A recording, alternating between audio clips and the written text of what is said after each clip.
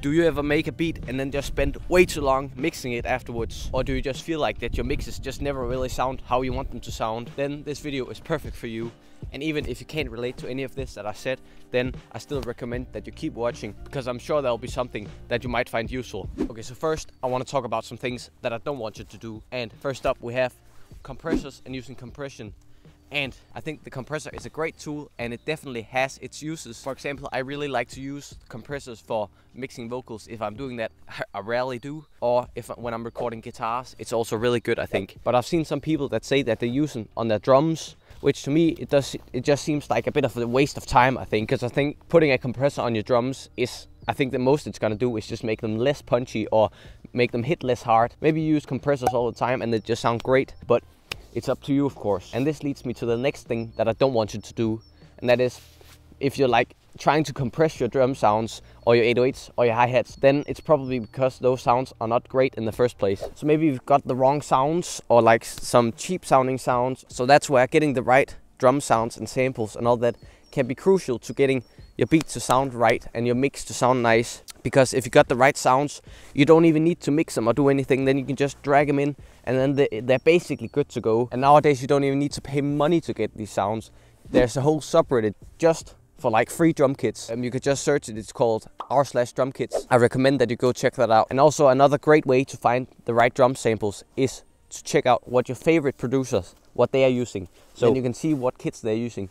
And that's like probably the easiest way to get the right samples, because you know it's your favorite producer, they got the best drums in the world or whatever. And then if you get the same samples as them, then at least you got the same quality.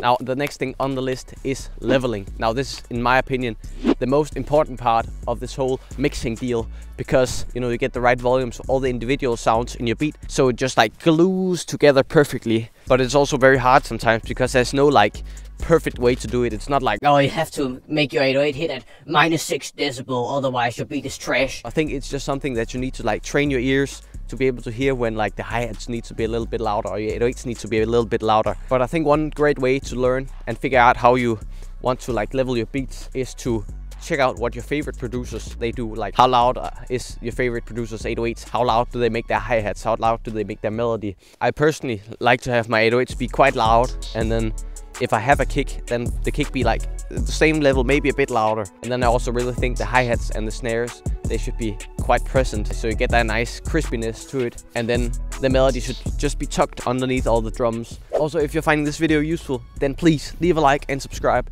because it helps me out very much. On to the next thing, which is the EQ is one of, if not the greatest invention in human history. I find it's like one of the most useful things. I use it in every single beat. But again, it's a little bit like the compressor, where if you find yourself spending multiple minutes just trying to EQ like a snare or something, then I think you got it a bit wrong, because then just grab a new snare. But like for everything else, the EQ is super great. For example, one thing I recommend that you do on every single beat that you make is that you cut out the lows of your melody, so around 150 hertz, and you can even automate the EQ, so it's only on and only cutting out the lows whenever another bass is playing. But some other things the EQ is great for is like boosting the highs of, like, you know, maybe your hi-hat needs a bit more high end, or like getting some annoying frequencies out of your melody. You know, sometimes they have like little harsh frequency or something. Then the EQ is perfect for getting rid of those.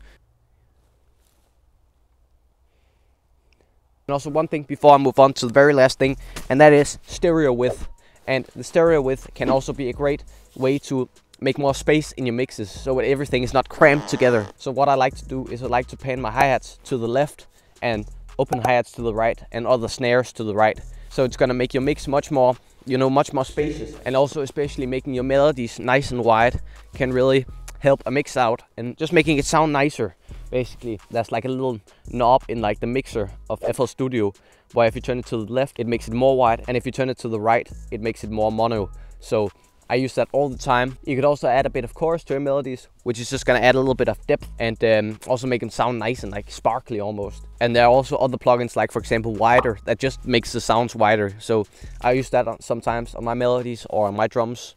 And if you're a little bit of a daredevil, then you can even put some chorus or some wider on your 808s or your basses, which sometimes works, but not always. But I can recommend that you try it out and see if you can figure it out, because when it works out, it works out well.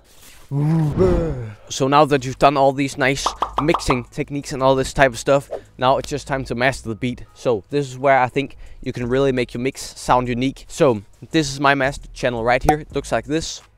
And as you can see right up here, I have a fruity parametric EQ, which is not like the usual EQ, but it's like the one that looks kind of old school. And I just have it boost the highs and boost the mids and boost the lows. I just saw somebody else use this and I thought, okay, their mix sounded quite fire, so let me copy that. But then, as you can see down here in the bottom, I have a fruity soft clipper. And this is what's gonna make my beat sound different from your beat. Because when I click in on this soft clipper right here, you can see that I have the threshold set all the way down instead of all the way up as it usually would, and also have like the output or whatever that's called set like up here instead. I don't know, it just makes the sound like really nice and crispy, and like kind of like the bass almost just hugs your ears. It sounds really cool, I think. Like check this out, for example, on this beat I just made. And this is what it would sound like without the soft clipper.